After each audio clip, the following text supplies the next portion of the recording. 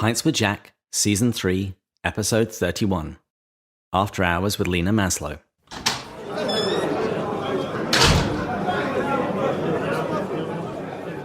Good morning and welcome to Pints with Jack, a podcast where two enthusiastic C.S. Lewis amateurs get together, share a beverage, and discuss a work of C.S. Lewis. And this season we've been reading through Till We Have Faces. But today is one of our After Hours episodes. I'm joined by author and illustrator Lina Maslo, who, assuming the coronavirus hasn't thrown it off, who today should have released an illustrated children's book about Lewis, which is called Through the Wardrobe: How C.S. Lewis Created Narnia. So, first of all, a little bit about her. Lina Maslo is an author and illustrator with a degree in art from New College of Florida. Though she spent most of her childhood in Florida, she was born in Ukraine and came to the United States at the age of 5. Lina's debut book, Free as a Bird: The Story of Malala, is published by Balzer and Bray of HarperCollins. It's a Library Guild selection, as well as a 2019 CCBC choice, and the winner of the Living the Dream Book Award. Lina lives with her husband and children in South Carolina, and she's an active member of the Society of Children's Book Writers and Illustrators, and you can find her on Instagram and Twitter, which is how I found her, at Lina Maslo. Lina, welcome to Pints with Jack. Thank you, David. It's an honor to be here. Well, we've had many different kinds of people on this show, but I think this is the first time we've had a legit artist. Oh, wow. Well, thanks. I'm honored. So, on to Drink of the Week. And since today we're talking about a children's book, I thought I would drink one of my favorite childhood beverages, ginger beer. Are you drinking anything, Lina? Yep. I have an orange tea, a wild sweet orange tea from Tatso brand with some honey. Excellent job. I really do like how so many of my guests are drinking tea. I just think we're doing something good in the world, you know? Mm-hmm. And a ginger beer, is that like a ginger ale? Is that similar? It's a similar kind of drink. It's not exactly the same. It's a little bit more effervescent and a little bit more gingery. Okay. And this episode's quotation is from Lewis's essay on the 3 ways of writing for children. He wrote this: "When I was 10, I read fairy tales in secret and would have been ashamed if I'd been found doing so. Now that I am 50, I read them openly. When I became a man, I put away childish things, including the fear of childishness and the desire to be very grown up. So with that, cheers." Cheers. So, Lina, just to... actually, since this will be coming out just after Easter, Christos Voskres. Oh, Christos Voskres. Воистина воскрес. You know, a bit of Russian, Ukrainian. Well, I go to a Byzantine Catholic church, so we do a lot of Church Slavonic, and it's really similar. Okay. Awesome. Yeah, hopefully church will be back in session by Easter, but that doesn't seem to be the case. Yeah, no. How have you been doing with the virus and everything? And have you gone stir crazy, or are you an introvert like me that's actually, totally fine with never seeing anybody ever again? I am an introvert, but my children are home from school, so that kind of defeats the purpose of the whole thing. So I'm homeschooling them / trying to get things done. And it's sort of working, but not at full capacity. I think many parents are listening to you and giving a quite hearty and loud amen. Yep. So to kick things off, can you please tell us how you became an artist? Well, let's see. Like most artists, I was born with a brush in my hand. No, but honestly, I've been drawing since I was little, and I always knew that I wanted to be an artist when I grew up. I took all the classes in high school and went to art school. It was actually after graduating from art school that it took me a couple of years to figure out where I wanted to focus my energies. And I was drawn to the world of children's books. I went to a few conferences and found out pretty soon that it was kind of hard to get into the business, but if you could also write your own books, you had a slightly better chance of getting in. So because I was such a big fan of nonfiction and biographies, I started to look into people that I admired to write about. And as you mentioned, my first book is called Free as a Bird, and it's a picture book biography about Malala Yousafzai. She's the youngest winner of the Nobel Peace Prize. And then Through the Wardrobe, my picture book about C.S. Lewis, is the second book that I have written and illustrated that was published. So pretty much I write so that I can draw and paint. But I've grown to really enjoy both parts of the process. Well, I would like to talk about that process itself in a little bit. But before we get there, what's your story with C.S. Lewis? You say you admired him. When did you first come across him? Well, I do remember reading The Lion, the Witch, and the Wardrobe as a child, but I really didn't get into that series back then. I was more into mysteries like Nancy Drew and the Boxcar Children. So it was actually after having my own children that I rediscovered him through the movies, and then we read the series and the audiobooks. And then I kind of became curious as a person who loves biography about who this man was behind the series of the Narnia books. And do you have a favorite book of his? Probably Perelandra and The Great Divorce are my favorites. Good choices. Yeah. And what about Narnian Story? I would go with right now The Horse and His Boy. I just really, I really love the main characters in that story, Shasta and Aravis. Their personalities are so much fun, and the horses, and just all the difficulties that they go through. They all kind of line up to give you this really amazing ending that is just so interesting to see. That's an excellent choice. And the correct answer, because it's also my favorite. Oh, really? Nice. Awesome. It was the one that I hated as a child. I think it's because there was such a prominent girl as one of the characters. And in the end, they end up getting married. And I was like, ugh. Yeah. Yep. But as an adult, I could appreciate that a little bit more. Mm-hmm. Yeah. And it's funny how they get married, but they continue to argue. And let's just be realistic here. My fiancé has assured me we will never argue. Okay. So you've just released your book, Through the Wardrobe, How C.S. Lewis Created Narnia, and you dedicated it to your sons. You said that you wrote about the people that you loved. Was there anything in particular that made you think, okay, Lewis needs to be a book ahead of these other guys? Mm-hmm. Well, after I read the Chronicles of Narnia, I read a lot of biographies about him. One in particular called The Narnian by Alan Jacobs. And after reading that book, I began to notice that there were all these connections between his life, especially in his childhood, and the Narnia books. And as an illustrator, I began to see images in my mind on how I could illustrate his life. And that's when I began to see that I might have a picture book idea. So picture books are like this combination of words and pictures both have to be engaging, but they also can't just repeat what each other is saying. Mm-hmm. And so from the beginning, I saw images of Jack sitting at his desk, surrounded by the characters, sort of waiting for him to write the story. I saw him thinking about the wardrobe and it kind of opening in his mind. I just became inspired to write his story. And also, many of his inspirations came from his childhood experiences, and that's something that kids want to know about. They love to see their heroes as children going through the same things that they went through. So as someone who writes and illustrates for kids, I'm always on the lookout for people that have interesting childhoods. And he definitely had one of those. And go on to do great things. Yeah.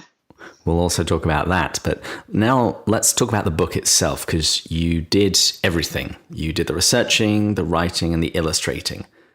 Can you just unpack that? What was that like? What did that look like? Well, it began with a lot of reading, that's for sure. A lot of books by C.S. Lewis, books about C.S. Lewis. You might know that there are a lot of books about him, a lot of biographies written about him. Each one is from a unique point of view with differing opinions about him. So I had to kind of pick and choose which ones, I not necessarily liked, but, just like 5 or 6 main ones. And then I just did a lot of reading and note taking. And then the books that I read by him were, of course, he has his autobiography, Surprised by Joy. And then I had to read the Narnia Chronicles, and I went through Boxen, the childhood chronicles before Narnia, and some of those great essays, one you mentioned, On 3 Ways of Writing for Children. Another, It Began with a Picture. And I just read most of his works just to get a feel for his voice. And am I right in saying that you traveled to England and Ireland? Yes, we did. We took a trip. let's see, my husband isn't the biggest fan of travel, but I did need a chauffeur for that trip. So I kind of just booked a ticket for us and our two boys, and we went to Ireland and England. We went in November, which probably wasn't the best time to go, but Little chilly. yeah, but Ireland was still very beautiful and green, and we got to see his childhood home from the gate because it's privately owned right now. But for the most part, I went there just to kind of explore the cliffs and the meadows and the castles, like that land of fairy that Lewis is always reminiscing about. I kind of wanted to get a feel for that. And I just, took a lot of pictures. And then we also traveled up the coast of Northern Ireland, visited Ballycastle, which was a place that he went with his mother in the summer and his brother. And then we took the ferry to England, which was not fun, but we did it. That's a choppy crossing. I've done that one before. Yeah, but we had a car, so we didn't really have a choice. We visited Malvern College, which was one of the boarding schools that Lewis attended. We also visited Oxford University, took a stroll through Addison's Walk, saw Magdalen College and the Tower, just kind of walked through there, imagining Jack walking there with Tolkien and Dyson on that famous midnight walk. We went into the Eagle and Child for a little bit, but since we had children with us, they wouldn't let us in. Oh my goodness. Standards in England have seriously gone down. Yeah, so we just took some pictures in front of it. We visited some castles in England, the kilns, of course, where Jack spent most of his adult life and did some of his writing. I got to sit at his writing desk in his study, which was very cool. And then not too far from the kilns was his grave in the church that he went to. So we visited that. And yeah, I think that kind of sums it up. Did a lot of picture taking mostly, not a lot of writing. But I think if I was just the writer, I would probably still go just to get a feel for his experiences. And yeah. Just going in the church and sitting down. They actually haven't apparently got quite the right pew, but apparently he sat in an area where he could purposefully hide behind a pillar. Well, the pew that we sat in was right next to the pillar, but that's what the guy that was there told us. You hear various things, but yeah, I sat in that one as well. Okay. And when we were talking before, you mentioned that you had received a lot of help from the Wade Center. Mm-hmm. For people who aren't familiar, what is the Wade Center? Right. So the Marion E. Wade Center is in Wheaton, Illinois. And if you're not familiar with it, it's like a museum/research center for authors like C.S. Lewis, Tolkien, Dorothy Sayers, George MacDonald, and a few others. It houses the famous Lewis family wardrobe. They also have all kinds of memorabilia, such as drawings by Pauline Baynes. They have desks and pens that used to belong to Lewis and Tolkien and some manuscripts. They also have a reading room with just about all the books written by and about these authors, which is very helpful. They have papers and letters and photographs, and the people that work there were just very helpful with the research process. They can answer just about any question you throw at them, especially about C.S. Lewis. Did you speak to David Downing? No, I did not. I didn't get a chance to. I just... Again, I was in there in like the dead of winter when everything was just super quiet. And it was really nice. Honestly, I think my favorite thing about it was just to be able to sit in a really quiet room uninterrupted, which I don't get very often here. And as a mother of two small boys, I can imagine. Well, 2 boys and 2 girls, yeah. oh my goodness, that's more than I even thought. Okay. They're a little bit older now, but yeah, they're a handful. But yeah, it was very nice. I was able to see copies of his letters to children there, and I got to see his handwriting and kind of copied it down so that I could recreate it for the book. Mm-hmm. So yes, if you are going to write a book about Lewis or Tolkien, I would definitely recommend going to, or even just contacting the Wade Center. And in the acknowledgements, you also mentioned Douglas Gresham, Lewis's stepson. Mm-hmm. How was he involved? So towards the end of the process, when we had the manuscript just about finished, My editor and my publisher decided that they would try to reach out to Douglas Gresham because my publisher is HarperCollins and the Narnia Chronicles are also published by HarperCollins. So they had Hmm. that contact through the Narnia editor. And luckily for us, he replied and he had a couple of thoughts. So nothing major, but we did end up tweaking a few things here and there. He had some knowledge about things that I hadn't even come across in like all of the biographies I had read. For example, he told us that Jack had been claustrophobic as a child, which I had Huh. never read, and that Jack would probably not have been in the wardrobe. And so initially, my sketches showed Jack, his brother, and his cousins all inside the wardrobe. But as you see in the final illustration, I have Jack outside of the wardrobe and telling the stories to his cousins. So I think, yeah, it was very helpful to have Douglas give us some input and advice on that. Excellent. I didn't know that either. Hmm. All I knew from The Lion, the Witch, and the Wardrobe is that it's a very foolish thing to shut oneself up inside a wardrobe. Apparently, he never even went in. So, Now, since Lewis's life was repeatedly marked by tragedy, hmm a book about his life is going to cover some quite adult concepts and topics. How did you go about communicating that information to children? right. So, a picture book is usually aimed at kids 4 to 8. In my opinion, it's for people of all ages, 0 and up. So picture books have to be appropriate and interesting, from the child that's sitting in the lap to the parent or grandparent reading it. And in this case, from the student doing a book report to the Narnia enthusiast, such as yourself. So it has to cover this range of people. And if you don't mind, I'm going to drop one of my favorite Lewis quotes here Not at all. Lewis quotes are always welcome here. from On 3 Ways of Writing for Children, which I would recommend all writers to read.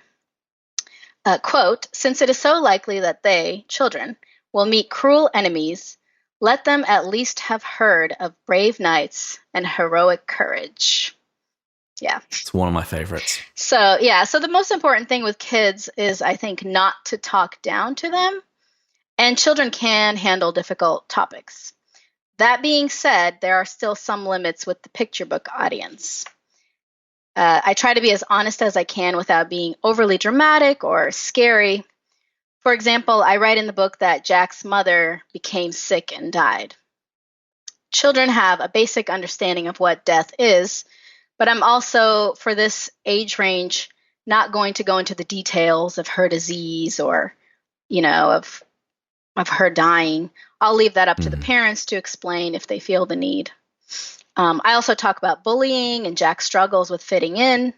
This is something that a lot of kids deal with, but again, I have to keep that 4-year-old in mind. So I say that it happens, talk briefly about Jack's reaction to it, but don't go into too much detail about how it happened. So if this was a middle grade novel for older children, I could elaborate a little bit more on that. So it just depends on the age range. Gotcha. Yeah. And do you write the story first or do the illustrations first? So there's a lot of overlap for me as author and illustrator. As I mentioned earlier, I did imagine some of the images for the book before I even started to write it. So I did a few sample art pieces just to get them out of my system. And then I started to do the research and the note-taking.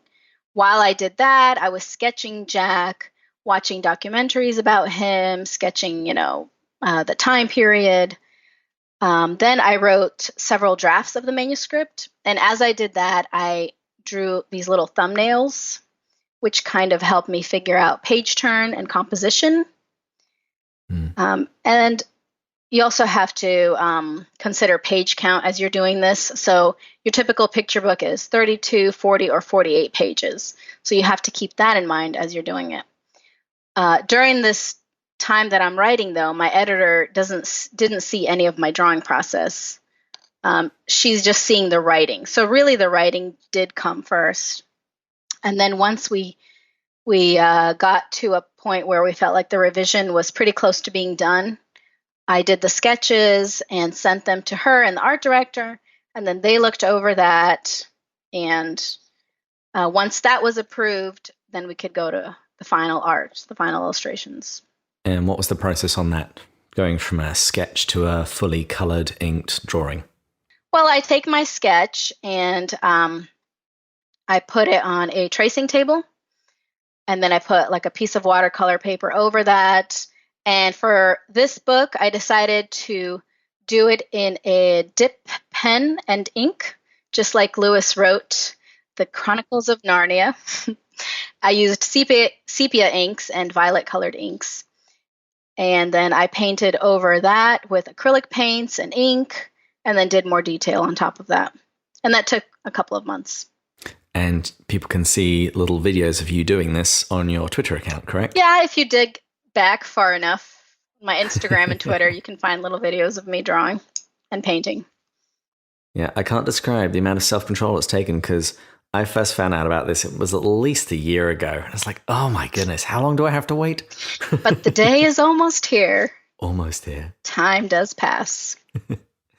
So what I'd like to do now is talk through some of the scenes in your book, and in so doing, talk about Jack's life. So where do you begin his story?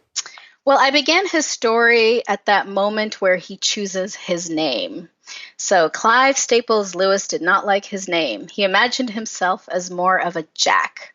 And I love that idea because I think it showed his imagination and stubbornness all at once from like age 4.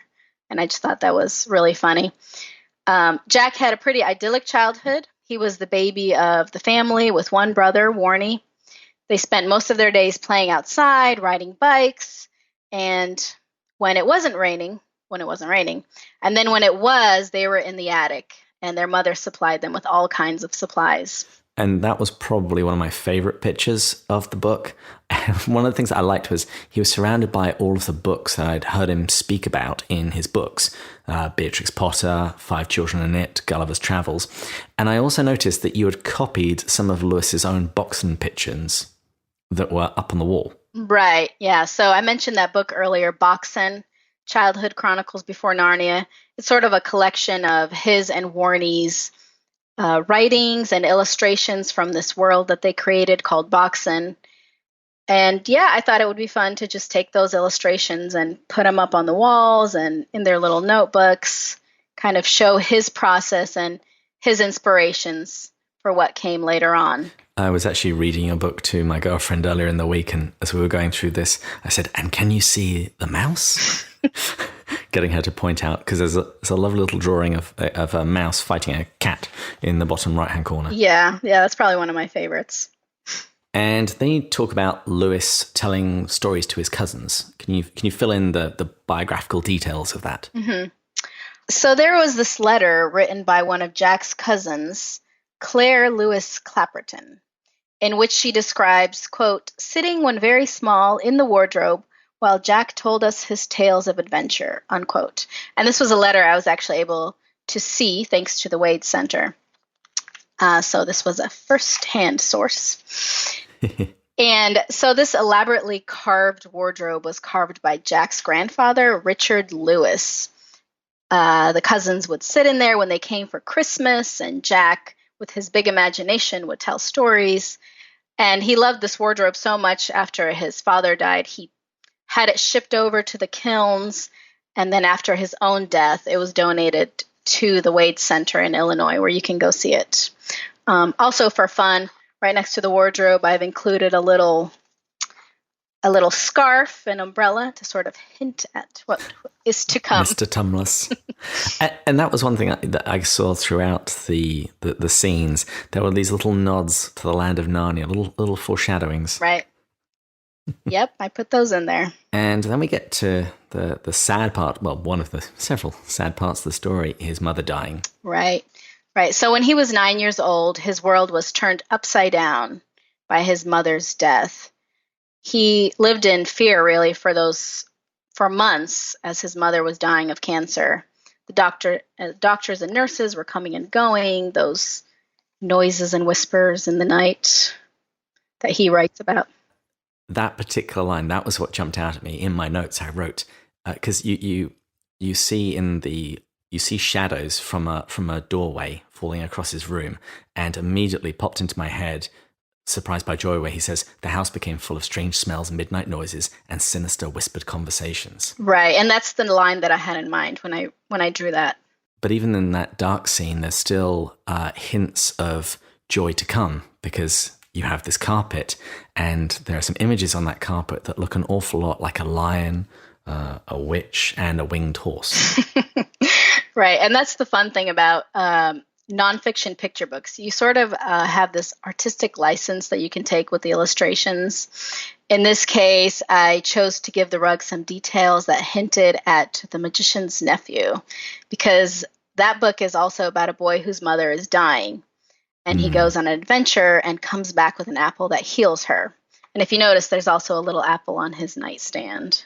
And also in the rug design. Right. Lots of apples. That was a fun rug to design. And then the sadness continues. He goes to boarding school. Right. Yeah, he went through several boarding schools, one worse than the other. Well, the first one was pretty bad. So the headmaster in the first boarding school was literally insane. He was eventually sent to an insane asylum. Both Jack and Warnie went to that school for a few years, and there was physical punishment involved. Although Jack didn't get so much of that, he did witness a lot of it. He also learned nothing in those years. He came back and did a few months in Belfast of a boarding school, but his father decided that he would be better off in England. I don't know, I guess back then people from Ireland sent their children to English boarding schools so that they could have those connections or whatnot. So, and also I think to somewhat lose the accent. Lose that Irish accent, yes. And then he ended up going to Malvern College. And that's the one that I show in the book. That's the one that I visited. And it's a little bit sad that he had a bad experience there because the school is just so beautiful. But of course, that has nothing to do with it. In Surprised by Joy, he talks a lot about the bullying that went on there. Mostly he just didn't fit into that system of sports and hierarchy. And he just kept begging his father to take him out of there. And even his brother Warnie was a little bit like, this was like their one disagreement that they had in their life, because Warnie had a great time at that school and Jack just didn't. So. Yeah, I went to a boarding school that was also very sports heavy, and I absolutely hated it. But I do like the detail in that picture because you see lampposts. And I'm right in saying that pretty much any school that he went to claims that, he was inspired by the lamppost at our school.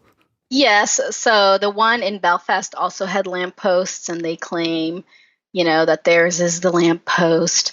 But I would say this one is more likely to be the lamppost because he did come back to Malvern as an adult. He had a former student, I believe, that went on to teach there or something.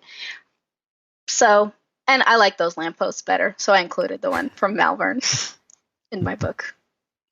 But fortunately, he's then sent to Kirkpatrick. Yes, fortunately. And he does flourish under Kirkpatrick's tutelage. He learns to read, famous works in their original language, like Homer's Iliad in Greek. And Kirkpatrick was a really interesting kind of a guy, too. He really influenced Jack a lot. He was very logical, and I think he taught Jack how to debate very well. And he was also the inspiration for Professor Kirk in the Narnia Chronicles. And in both real life and in your illustrations, he has fantastic facial hair. Well, it was based on a photograph of him. So what happens next in his story? Right. So then we go to World War I. Well, he does go to Oxford for just a little bit. He sort of gets in, kind of. His math scores are sort of keeping him out at this point, but he's sort of got a foot in the door. But then he's called into World War I and begins in the trenches on his 19th birthday. And then all of the friends, he's made friends at Oxford, and they all go to the war. They pretty much all end up dying in the war.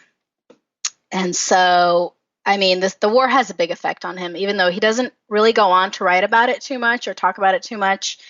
He did admit at one point that he had a lot of nightmares for many years from the war, and obviously it affected his faith further on. We didn't really talk about that yet, but and his poetry and his writing. And you actually have him in the book writing poetry in the trenches. Right. So the majority, or did you want to maybe read what he says? He's writing, "Fairies must be in the woods, or the satyrs laughing broods." Right. So he wrote poetry in the trenches, and it was published under the title Spirits in Bondage. I don't know if you've had a chance to read those poems. I know of its existence, but nah. The majority of these poems are very depressing and very disturbing, actually. But I did come across a few gems that sort of pointed towards the light, towards his love of fairy. And this was one of the lines that I found in there. It was a poem called Song, actually, is what it's called. Under some titles, it's called Fairy Song. But it's a really beautiful poem amidst his sort of anger toward a god that he didn't believe in at this point. Because of your book, this is the only poem of his that I think I've actually read. It's on my to-do list. It's hard. It's hard to get through it, so don't worry about it. And then you bring him to Oxford, and you've got pictures on both sides of the book. And I really loved it because one of them shows Lewis walking deep in thought, showing that he's kind of on a journey. And then on the opposite page, you have him standing atop all of the books that he's written. Right. So this was one of the more difficult scenes, actually, to figure out because I had to pretty much show a decade of his life in the middle of this book, explain his struggles and imagination and writing, and then also sort of show his conversion and his rising up from the ashes. And this was really like a 10-year period from his mid-20s to his mid-30s. So 5 years per picture. That seems perfectly reasonable. Right. So after the war, he went back to Oxford and got his degrees in Greek and Latin, philosophy, English, all sorts of degrees. But he really struggled a lot with the anger and the pain he felt after the war and after his mother's death.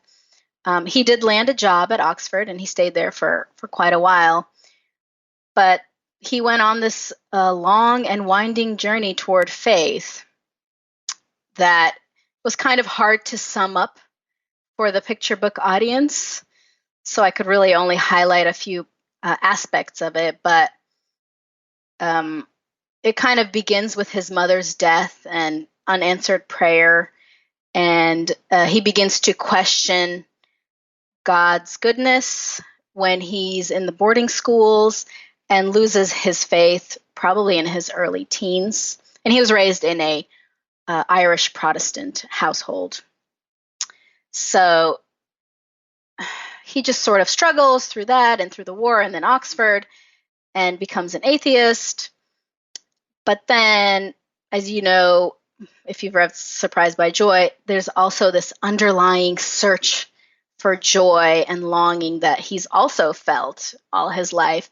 And he's trying to figure that out. So he gets these longings of joy when he reads, his favorite books like Squirrel Nutkin or Norse mythology. When his brother gives him the toy garden, he feels this longing or joy. And so he sort of goes on this journey looking for joy. And he does end up finding it back in his faith. First, he converts to theism and then to Christianity, with also the help of Dyson and Tolkien. And these friends he happens to... If they were a celebrity couple, then they would be Tyson. Oh, man. But it's funny because he's in Oxford and he keeps making friends and then he finds out they're Christian. He's like, what is going on? So, but he finds connections with these people who love story and myth and they're also of great faith. So. And then we come to the very center of the book and he finally begins to start writing Narnia. Right. Well, yeah. So he writes obviously a lot of other books, about faith and love and pain and all kinds of things. But then he gets to the middle of his life and he's had these images in his mind of a fawn standing in a wood and of a a queen sitting in a sled and a lion. And so he begins to write the story of Narnia. But yeah, so I do include that in the middle because I wanted it to be like the climactic moment of the book. It's sort of what the book leads up to, what all of those moments in his life lead him to, which I think is his masterpiece, The Chronicles of Narnia. I'd agree. Whenever I give a talk about Lewis, people always ask me what I think they should read, and I'll throw out some of my favourites. But I say, if you haven't read The Chronicles of Narnia, right, that's where you need to go. Yep. Don't just think that because they're children's books that they don't have anything to say to you. Right. I agree. And you then address the fact that evacuees start turning up at the kilns. Right. So it's World War II, and Jack is about 40 years old when World War II starts. Luckily or unluckily for him, he has injuries from the First World War, so he doesn't have to go and fight. But he chooses instead to patrol the streets at night, and then him and Mrs. Moore end up housing groups of evacuees over a few years. And quite a few evacuees actually come through his doors, from infants to teenagers, usually a few at a time. Always in and out during World War II. And then you say that one little girl asked him if there was anything behind the wardrobe, and that was another catalyst for bringing Narnia to life. Right. So this was a story that Jack told his friends, and it was written down by many sources, but we don't actually know the name of this girl. Some people have speculated that it could have been June Fluitt, one of the inspirations for the character of Lucy. But she was interviewed by the Telegraph once, and when they asked her if she was the one who asked about it, she said, "I don't know. I don't think so. It might have been." So it was a little vague, on who it was, but it was definitely somebody. And a lot of Lewis's friends weren't particularly excited about Narnia when they first started seeing it. Yeah, it's a little sad. So obviously the most famous of those friends was Tolkien. He wasn't a big fan of the Narnia Chronicles. And it's not that he didn't like children's stories, obviously. He just didn't like that Jack wrote them so quickly and haphazardly in his mind, mixing up all those myths and legends that made Tolkien uncomfortable. I love the line in your book. It says, talking animals, mythical creatures, and Father Christmas in one book. It didn't make sense. Yeah, and to Tolkien, it didn't make sense. Everything had to be, has to be in its place with Tolkien. On top of that, Jack's publisher thought that the books would have a negative impact on his reputation as this famous Christian apologetic. And I wasn't able to get this in, but even Mrs. Moore and Maureen, those people that Jack was taking care of his entire life, laughed at the idea of him writing books for children because he had never had any of his own children. So he actually came to a point where he destroyed his first manuscripts and tried to ignore and forget it. But he couldn't keep the story in, and as you know, children ended up loving the book, and the rest is history. And in the history of your book, you got a series of panels where you're alluding to each of the stories. I've really liked the ones for Prince Caspian and Dawn Treader, to awaken the trees and waters and bring the badgers and squirrels and hares out of hiding, to sail through nightmares and darkness and dragony thoughts towards the sweet waters of Aslan's country. Thank you. I was able to get some of the poet in me out with those lines. So the point of, I wasn't really trying to summarize the books really, but just trying to capture the essence of them, I guess, while at the same time connecting them to Jack's life and his experiences. So with Prince Caspian, I was trying to remember his childhood growing up in Ireland, his love of animals and nature. The Voyage of the Dawn Treader sort of reflects his conversion and journey of faith, going through hard times and coming out on the other side of that. Yeah, just little hints. And you do draw some lessons from his books. You tell your readers some of the things that Narnia teaches, to stand up to bullies, and one very profound and heavy line, that the worst moments of life are only leading you to become the person you are meant to be. Right. So that was sort of the summary, if you want to call it, of The Horse and His Boy. And this one was actually the toughest one to figure out for me, because I couldn't figure out what where's the connection here between this and Jack's life? And I kind of went back and forth with the romance part, and I was like, I don't know. And then I realized really the whole thing was almost like a reflection of his entire life and journey as a writer. So the difficulties he went through, the experiences that he experienced led him to write the Chronicles of Narnia, which might have been his destiny all along.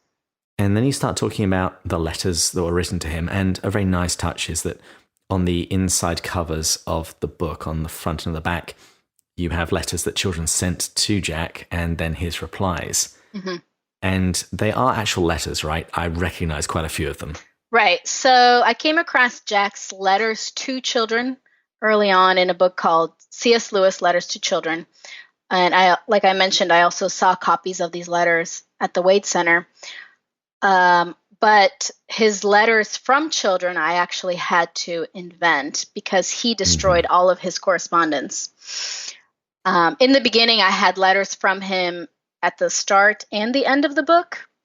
And then my editor or art director had the idea that, I should include the letters from the children. So I was like, I got excited. I was like, that's a great idea. I contacted the Wade Center. They're like, no, Jack destroyed all of those. So we actually, I believe we got permission from Douglas to sort of invent the letters that children wrote to him. And there is a note in the back of the book that says that was the case. But I love his letters to children because it sort of shows this side of him that's funny and insightful and encouraging, just encouraging to all budding writers and children everywhere. And I thought it would be nice to end the book on that note. It's definitely one of my favorites. I think I read them all in about 2 days, the letters to children, and they're just so delightful. Mm-hmm. Yeah. There's a scene at the beginning where he talks about having a connection with children, and he says he was just at a restaurant and he just sighed and said, "Oh, I hate prunes." And this little voice nearby went, "Me too." Yeah, that was funny. Or actually might have even been around the other way. The child might have been complaining about prunes and he was agreeing. I think that's from the essay on 3 Ways of Writing for Children, where he talks about that and how he doesn't talk down to children because they're just people, people like you and me. And for what it's worth, I hate prunes as well. Me too. But of course, one of his most famous correspondents was Joy Davidman, who later became his wife. Right. And this was, again, you had a very difficult thing to do to try and communicate the joyfulness of meeting Joy, but also she doesn't live very long. Right. Yeah. So Jack and Joy, were pen pals for a while. They became friends, and then she ended up coming to England with her 2 sons, and it was sort of a slow romance, but they did end up getting married. And like you said, I couldn't include too much about their life in the book, but I did want to show at least one illustration of them together. I don't, let's see, she did, like you said, she died of cancer at the age of 45, so they were only married for a couple of years. And he was really heartbroken after this loss. I think he only lived for a few years after that. He died for medical reasons also, but I think he also died from heartbreak. And in the book, I wanted to give them a happy ending. So at the end, they walk through a door, which is death, but a good kind of death. It's the door in the last battle, which leads to another world, a better world, and they go through it together. Yeah, you just see them holding hands, walking off into the distance, and Reaper-Cheap closing the door. When you sent me an advance copy, I took a picture of it, sent it to my girlfriend, and said, "Shut up, I'm not crying, you're crying." Oh, yes, Reaper-Cheap. He was one of Jack's favorite characters from the Narnia books. And that's pretty much where the story wraps up. You've got 2 sections at the end of the book, more about Jack and interesting facts. Can you tell us about those a bit? Well, so more about Jack is just all of those things that I couldn't fit into the main text of the book, or just maybe didn't want to include because they would interrupt the narrative arc. Things like dates of birth and death, names of people and places, things I thought that people would want to know about Jack, but I had to leave out. So more information about his family, education, the wars, his journey, faith, his writing career. Also the Inklings, sadly, had to leave them kind of out of the main text, but I really wanted to give them a little paragraph in there. And also wanted to show that Tolkien did have some redeeming qualities. I'm not a hater of Tolkien, just wanted to clarify.